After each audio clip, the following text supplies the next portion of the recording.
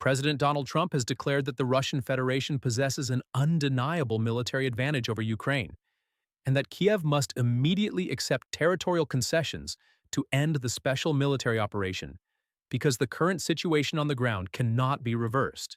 In a decisive interview released today with Politico, the president dismantled the narrative of a Ukrainian victory, stating bluntly that Russia holds the upper hand simply due to its massive size and military capabilities. He argued that throughout history, larger nations almost always defeat smaller ones, and that the West is deluding itself by ignoring this fundamental reality. Trump explicitly criticized Vladimir Zelensky for failing to negotiate a peace deal, suggesting that the Ukrainian leader is refusing to play ball while his country loses valuable coastal territories that are likely gone forever. This is not a diplomatic suggestion, it is a complete pivot in American foreign policy that signals the end of unconditional support for Kiev.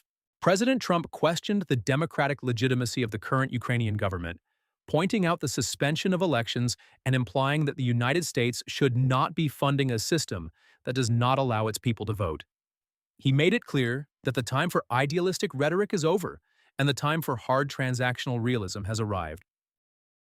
The president's assessment of the battlefield is grim for Ukraine, as he noted that they have already lost a massive strip of land along the coast, which he described as very good land, and emphasized that you cannot call the current situation a victory by any stretch of the imagination. While the situation in Eastern Europe remains critical, President Trump saved his most savage critique for the United States' traditional allies across the Atlantic. He described the European Union not as a partner, but as a rotting structure that is collapsing under the weight of its own failed migration policies.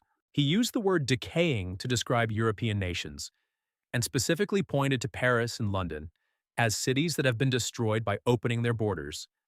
According to the president, these once great cultural capitals are no longer recognizable, and serve as a terrifying warning of what happens when a nation loses control of who enters its territory.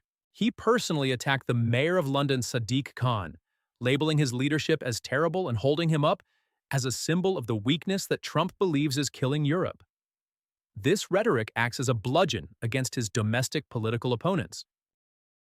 By painting Europe as a hellscape of open borders and cultural erasure, Trump is validating his own hardline stance on immigration and promising the American people that he will not let their cities suffer the same fate.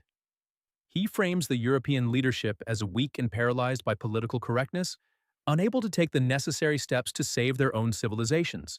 This is a rejection of the liberal international order that has governed Western relations for decades, replacing it with a doctrine of national survival and border integrity. Moving to the domestic front, the president was asked to grade his own economic performance 1 year into his second term, and he did not hesitate to give himself an A+++. He claimed that his aggressive tariff policies are single-handedly saving American manufacturing and forcing companies to return to the United States. However, in a move that demonstrates his sharp populist instincts, Trump revealed he is planning specific exemptions for goods that cannot be produced in America, such as coffee and bananas. This is a crucial detail because it shows that while he is committed to a trade war, he is also acutely aware of the grocery bills of everyday Americans. He understands that voters will support tariffs on steel and cars, but they will revolt if the price of their morning caffeine fix doubles. This coffee and banana carve-out is a strategic maneuver to keep public support high while he dismantles global trade agreements. The president also took aim at the Federal Reserve, challenging its independence and demanding immediate interest rate cuts. He signaled that the willingness to lower rates is now a litmus test for the chairman of the central bank, effectively threatening to politicize monetary policy in a way that has not been seen in decades. Trump wants cheap money to fuel the economy, and he is making it clear that he will not tolerate institutional friction from unelected bureaucrats who prioritize inflation targets over growth. This is a direct challenge to the financial establishment and a signal that the White House intends to exert total control over the direction of the U.S. economy. On the topic of national security in the Western Hemisphere, President Trump escalated his rhetoric to levels that will likely cause panic in Latin American capitals.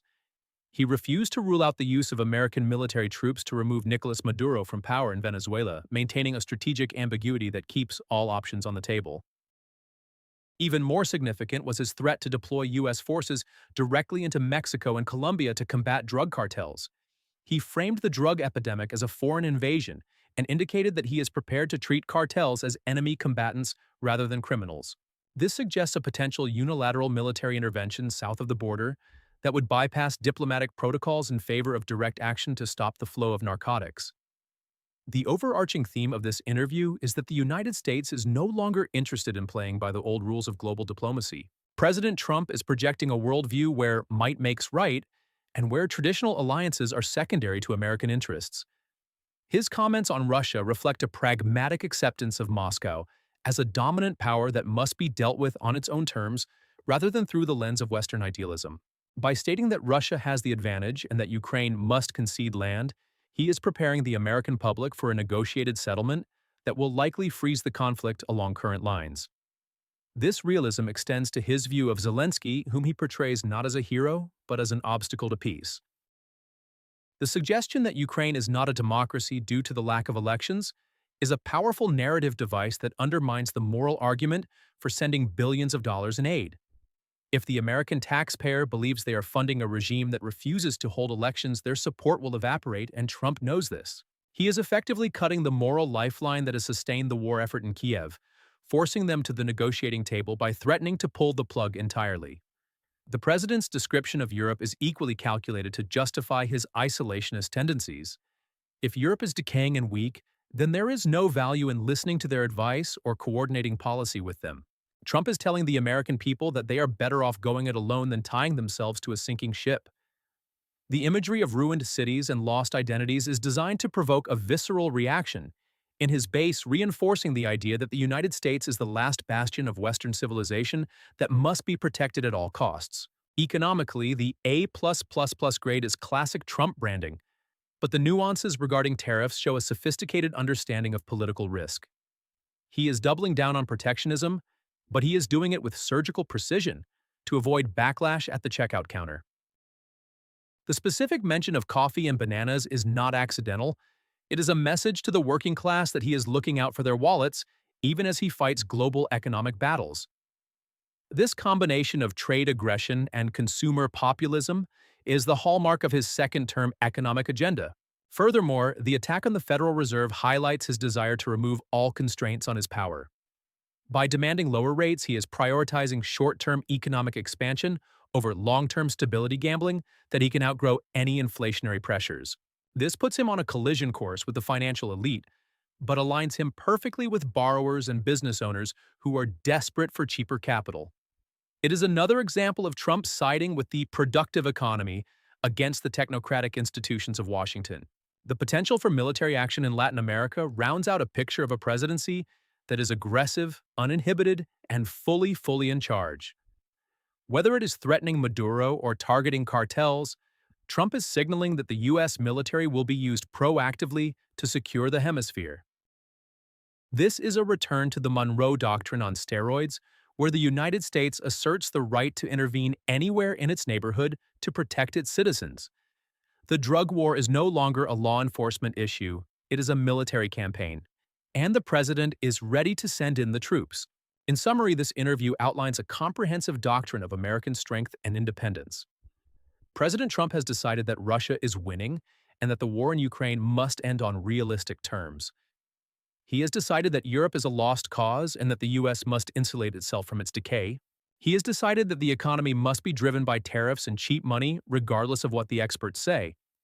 And he has decided that the U.S. military will be used to crush threats in the Western Hemisphere. It is a bold, unapologetic vision that rejects the globalist consensus in favor of national interest and raw power. The world has been put on notice that the United States is under new management, and the old way of doing business is over.